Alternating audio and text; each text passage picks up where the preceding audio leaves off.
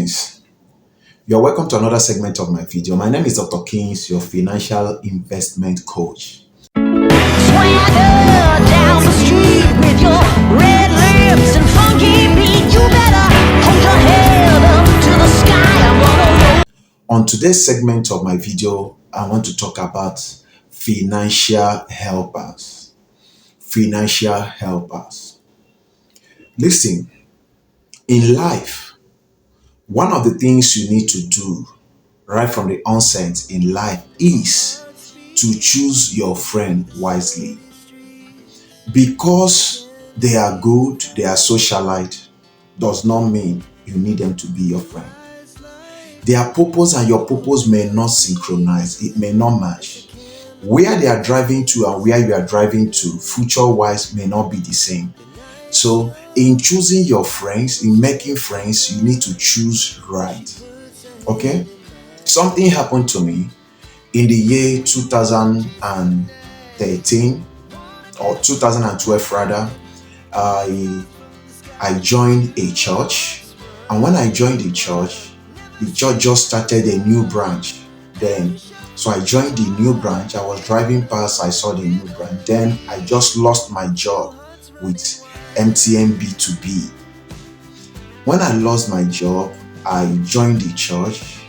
I have a car then in 2012. So I was driving past a church location, and in my spirit, I was just persuaded to worship with these people. I said, but this church is in a fast food. How do I do that? My spirit said, worship with them. On Sunday, I dressed so casual and came to church. When I got to the church, it was so interesting that I was the 10th person in the total number of the worshippers. I was just the 10th person. So I felt like, so how can I leave where I'm coming from to come to a church where I am the 10th person? And the 10th person and also the first timer in that church that day. Not just the 10th person, also the first timer. So after service, I stayed by. The pastor met me, talked to me, but I didn't know that God was planning my finances, because I just lost my job then, and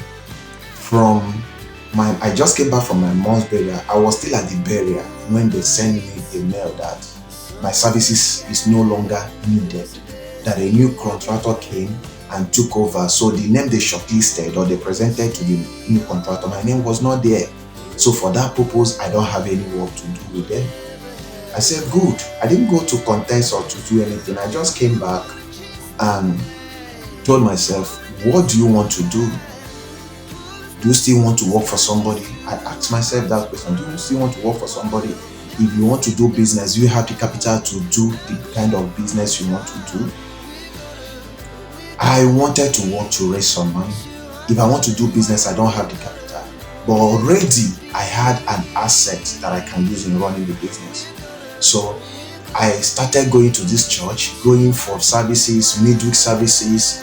Sometimes I'm a student, then I will go to church from 10 in the morning and stay till 5 p.m. Join the midweek service. Once we close from the midweek service, I will rush down to my house, wash my car, use it, and go and do tithe services all through the night. Come back the next morning, have my bath, go to school. After school, come back to church. From church, I'll go to the house. I keep doing that process. Before you know, because of my commitment in church, they wanted to elect the youth president. I started going out for evangelism, go to school of health, to market our church, just like marketing today in a secular world, telling people about them, bringing some youth. It became something that looks like a youth church. It came to a point that I wanted to elect the youth president. Majority of the youth came to church as a result of my outreach or evangelism to their school. So when the voting started, the voting process, the pastors were headed about it or supervised it. They voted me as the youth president. And being the youth president, I had another youth president in the church one, about one church then, in the presence of Mary Ijeoma David. And I didn't know she's into all these investment packages. They were busy watching my commitment in church. They were busy. I would do joint night VG. I would drive down, carry some members from our own church to that place. And I was doing that. They were busy watching. So one of the days, after like a year or two, and I report to her. She's the youth president of the state church. I'm a youth president of the second church. So whenever we want to do program, I consult her. I say, "Man, look at what and what and what we want to do, this, that." So she was busy teaching me, mentoring me, and also guiding me on what to do as per the youth fellowship. A time came, she asked me, "What do you do?" I said, I lost my job for 2 years now after my mom's burial. I've not been doing anything, but it's not that I am idle. I still do one or two little things with my car to make money and make ends meet. She said, okay. Then it was the heat period for MMM. She said, I will open an account for you and fund it with 60,000. Remember, MMM then give 15% for 15 days, 2 weeks or 14 days, and 30% for 1 month, 30 days, yes. So she opened this account with all my detail and everything, funded the account. After funding the account, she funded the account with 60,000 naira. And the 60,000, the first month, the 30% of 60,000 naira, which was done, I think 18,000 or so, was paid. She said I should reinvest it in the 60. So I reinvested it, it become 79, 78 or so. And the money was there, it kept growing and growing.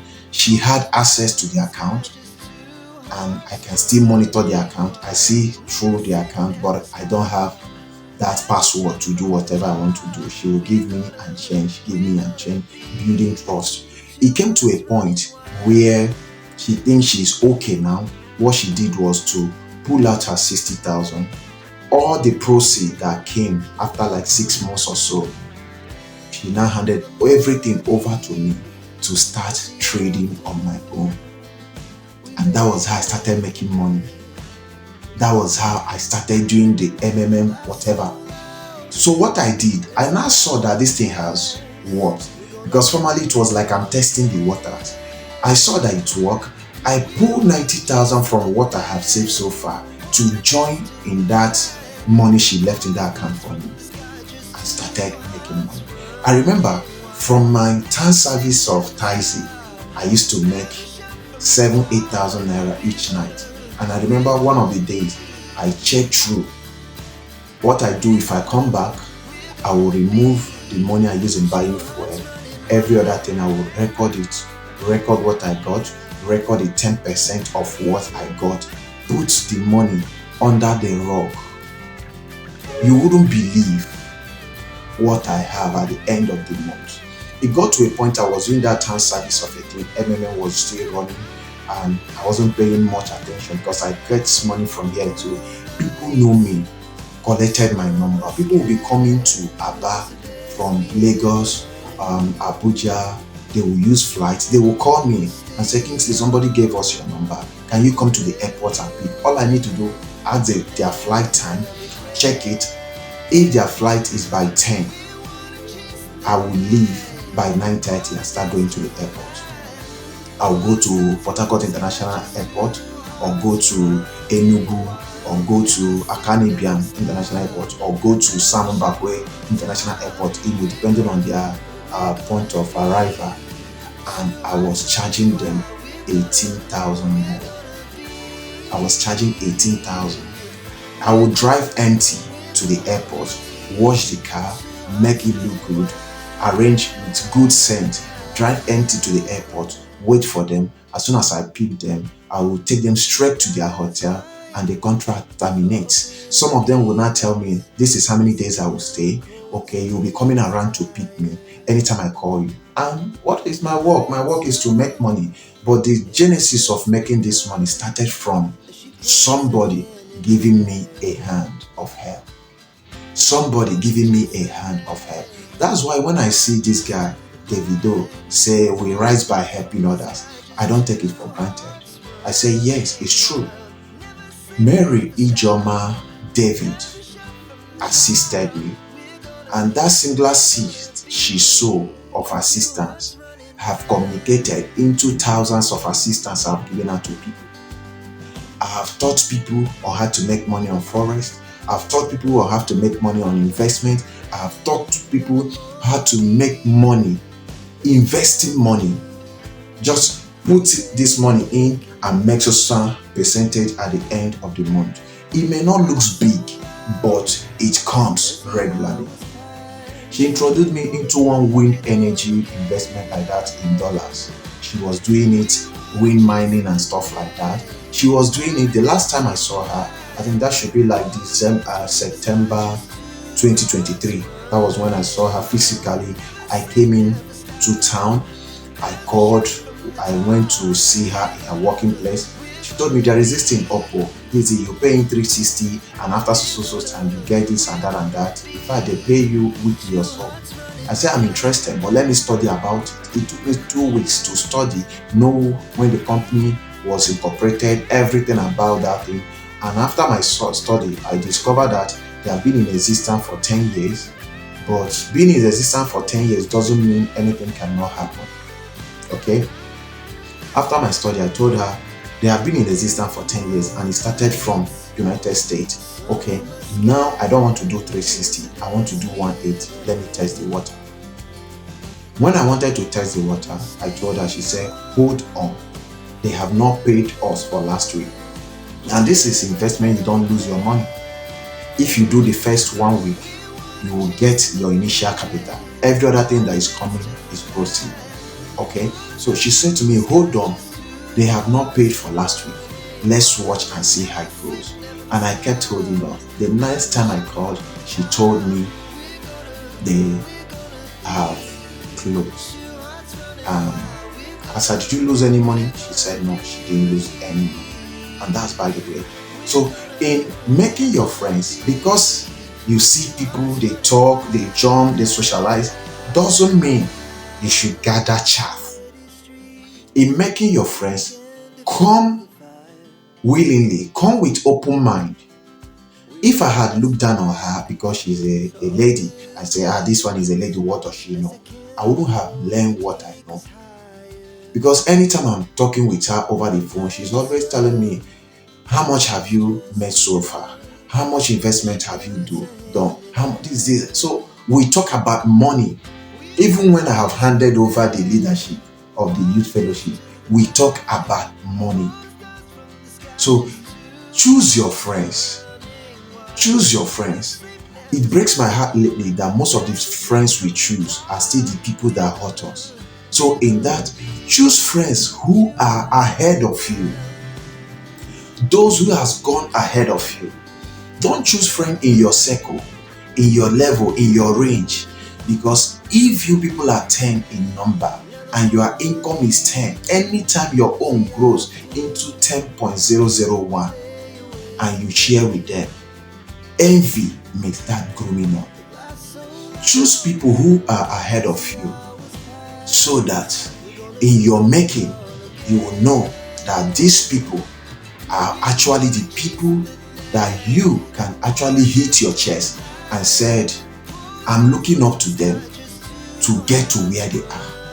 Not looking up to them to get to where they are and they are using you as a ladder to climb to the next level.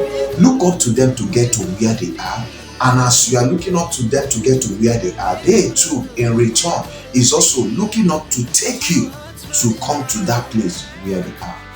If you have thought far in this video, kindly click on the subscribe button, like this video, share and drop your comment. Let it get to wider audience. The reason why we must choose our friends rightly, and financial seed and helpers are real.